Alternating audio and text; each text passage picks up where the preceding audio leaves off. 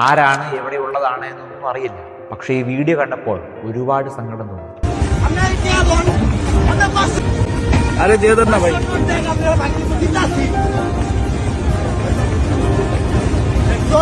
তোমার নাম্বার বলো, আমি নিয়ে নিচ্ছি, টাকা পাঠাই দেবো।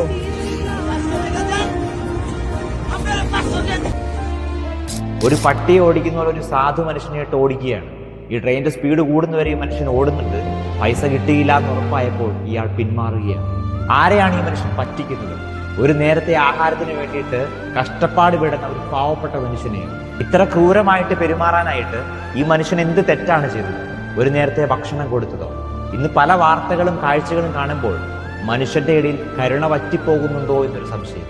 സഹജീവികളുടെ സഹനത്തെ കൂടി തിരിച്ചറിയാനായിട്ട് നമ്മളിനി എന്നാണ് പഠിക്കുക?